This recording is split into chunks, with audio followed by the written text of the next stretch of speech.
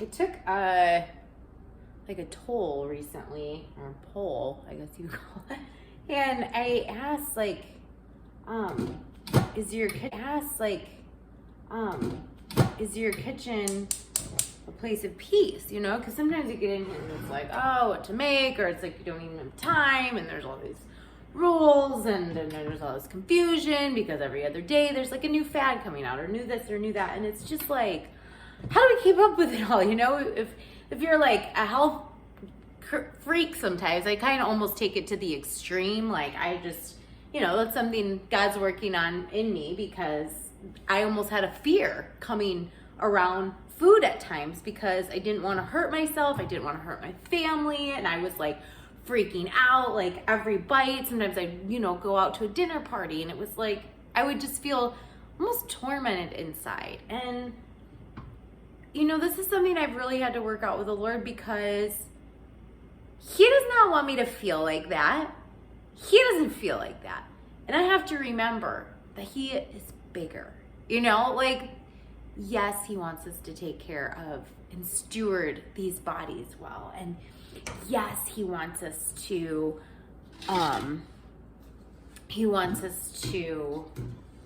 honor what He's given us, and what we put in our body can determine the quality of life that we have. Okay, that being said, and how we feel, you know, like what goes in really is how we feel inside. It's what's gonna come out. It's gonna come out of our thoughts. If I eat, I'm gonna just be honest with you. If I eat junky, I feel junky. I act junky, I think junky, I talk junky. I'm almost like not the greatest mom. Like, it affects every area of my life. So it's important that I know that, okay? It is important that I know that if I wanna have something, like a treat, that's okay too. Like, I don't have to beat myself up over that, you know? If I'm celebrating, it's okay to celebrate. Like, there's this wonderful balance and harmony that happens. Like, God wants us to have fellowship with one another and enjoy one another. You know, I had a coach one time who was just like, food is fuel, blah, blah, blah. Like, yes, it does fuel our body, but it is also a way that we sit down and we gather. And like, I think for people that are like me, that struggle with food, like probably obsession. I mean, if I can say that on here, like obsessed over what's going in my body. Is this good? Is this bad? Like, or is this gonna make me fat? Is this gonna make me skinny? I hate those words now. And in fact, if I hear somebody say, oh, she's super skinny, or she's looked like she's put on some pounds, I just cringe inside, because those are just such harmful and hurtful words. So, and they affect me because it's very tender to me, because I've had somebody say, wow, you look so skinny. And I was like so fulfilled by that, and in a very unhealthy way, because I struggled with an eating disorder and my whole goal was to get skinny. It had nothing to do with health. I wasn't being healthy when I was purging things I was eating. So to say skinny, it was like marking me with what I was going after. You affirmed this like terrible mindset that I had. But on the opposite side of it, somebody had been like, wow, you really look like you're putting on the pounds, or oh, she looks fat. Like, and that marked me for a very unhealthy mindset of like, oh my gosh, this is what I am. I don't want to be that. I need to be this. Just very hurtful. So we're not going to do that. So anyway, I don't know if that's what it's like when you come to your kitchen, but that is like a background of like, when I came to my kitchen, I'm like, is this gonna make me skinny? Is this gonna make me fat? Like, is this gonna harm my body? Is this gonna help my body? Because I then tried to go into this healthy place, and then it went extreme. Like, I'm this extremist. I did drugs and alcohol, and so I was very extreme in that. You know, I did all these sports. I was very extreme, very competitive. Like, I just have to really invite God into all my being. Otherwise, I just totally lose it. So I want to ground myself in this kitchen, because this place is a blessing. I love preparing meals and having people gather. I love making plates pretty. I love filling them with rainbow colors. Like, I love God's garden. I think it's fascinating that he cares so much about our body, that he created an entire garden, that we don't even know everything, that everything like feeds our body and in some kind of way in our mind and our spirit, and how it all just harmonizes. And to me, that's just incredible. But I have obsessed about it, and that's not healthy either, because what is the most incredible thing is him, and he has grace. You know, like, he wants us to enjoy the things that he enjoys. He enjoyed creating food for us to be nourished and to nourish others. And so when I come to my kitchen and when I'm preparing meals, like, I think it's just important that I also take time to just center myself. And I feel like this would be helpful for some of you that commented. And so when you come to your kitchen, if you're just like, you know, warming up something or preparing, I got a nice, wonderful soup that I have been working on. And, you know, I'm gonna take a minute and I'm just gonna bless, you know, like, Lord, thank you that this meal is something that's gonna nourish me. It's gonna nourish my family, Lord. This has your ingredients in it. You helped me. I believe that you gave this to me today. Like, this is for my family. This is gonna provide nourishment for our mind, body, soul, and spirit. This meal is a blessing and a gift. You used me to be a blessing and a gift to my husband and my child's body. That is incredible. So being able to just kind of have that intention. And if I feel scattered, okay, I'm practicing with you because I have not mastered this. And this is something I was wondering, who else has this problem when they come into their kitchen? And a little practice I've just started is just taking a deep breath and like fixing my eyes on him and just seeing him like, God, all right. I feel really chaotic in my mind right now, but you're not chaotic. You're sitting on a big throne, just kind of visualizing him, and he's in control. All these things happening in the world, he's not freaking out. He's not.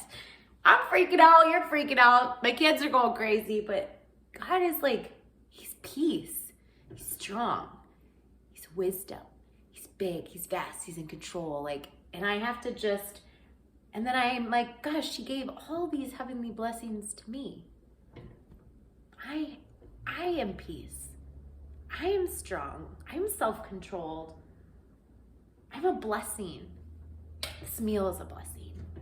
This is an awesome time. This kitchen is awesome. Gosh, this home, like, and then we're just starting to invite this gratitude and thankfulness into our meal, into the preparation. I want to cry because that's so beautiful that all this intention gets to go into this meal as I'm creating it. And my heart is just filling with love for him, for my family, for this body, for the way that he's created us, that he's so generous this day. He's generous this day to provide this simple meal that has all of his goodness in it because he gave it to me. Now I'm imparting it into this meal. I'm going to serve it to my family. Whether they gobble it all up in seconds, it doesn't matter because I took the time to just really enjoy this process of warming up this soup with all my heart.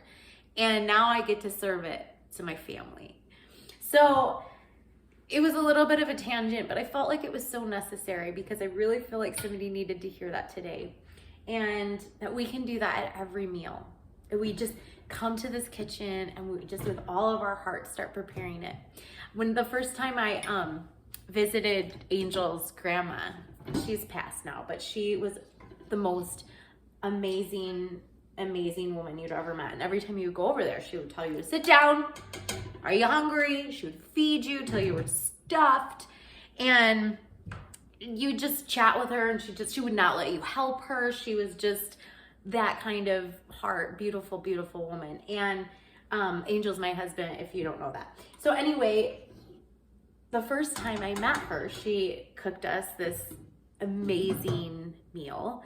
And she goes, you know, it's not much, but it was made with all my heart.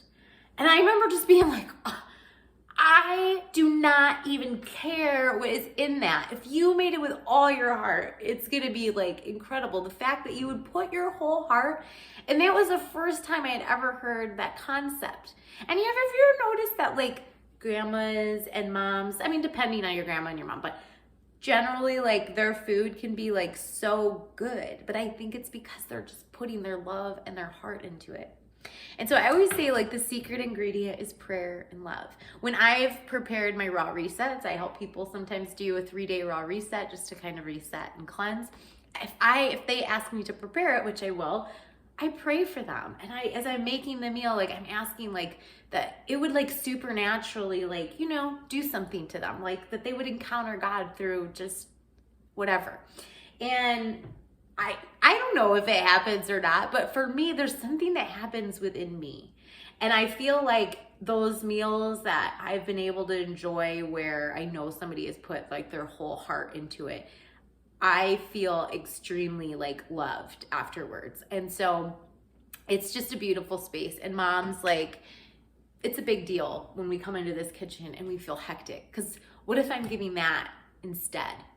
You know, or even sometimes it's like, oh, I just want to be quick. And like, if we prepare meals, great. We have healthy snacks there, great. You know, but like, what an honor to be able to prepare a meal for our family with all of our heart, with all of our care, putting the best that we can this day with the best that we have here, with the best time that we have, you know, whether it's 5 minutes, whether it's an hour that we have to prepare, but that the intention and the gratitude and the thankfulness that we can really pull heaven into our meals. It's incredible. So I just wanted to share that little bit with you because I was surprised how many people responded that the kitchen is not a place of peace. I mean, I wasn't surprised because it's not a place of peace always for me. And actually, there was a lot of trauma surrounded around a kitchen for me. But I feel like we can come back and claim our kitchens back, ladies. We can come into these kitchens and claim them back. That this is not a place where we're going to find fear. This will not be a place where there is anxiety or stress, but we just come into our kitchen and we claim it back. So if you haven't done that already, I want you to do that. And you can do it on your own way, in your own words, whatever. But, you know, an example, just walk into your kitchen, march into your kitchen. Kitchen, you know what? I'm taking back authority. You know what? I've been fearful in here. I've been confused in here. I felt rushed in here. I felt all these things. Like I've, you know, just thrown things at my family and just moved on with my day. And I just want to ask for forgiveness from myself. Like I forgive you for whatever, but I'm going to claim this back. And maybe it's not going to be perfect at every single meal, but I'm going to like make a little note to myself somewhere. This is a gift. This is something awesome that I get to do. And I'm going to practice this because in this way, I'm helping bring heaven down into this meal, through this meal to my family. And that is important. So I hope this helps. If it helps, you can let me know because I would love to know. And feel free, if you enjoy these little ramparts, you can subscribe down there. And if you want any other kind of movement, I love teaching. I'm a certified yoga teacher. I'm a certified fitness instructor. I grew up dancing. I love movement of the body. I'm fascinated with health, and it only comes from an extreme unhealthy lifestyle, right? And so now I'm learning this balance of really learning to bring heaven into our bodies, through our bodies, and into those that we love. And so if you enjoy those kind of things, I'll leave some videos below that might be helpful, some meditation, some movement. But again, please don't go crazy over it.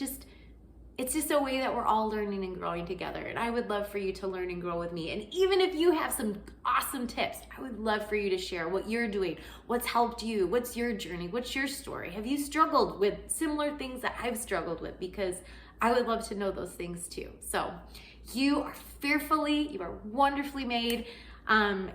I love you, God loves you, and I hope to see you back here. Thanks so much for joining me in my kitchen. Mama's kitchen, taking back the reins. Have a great day.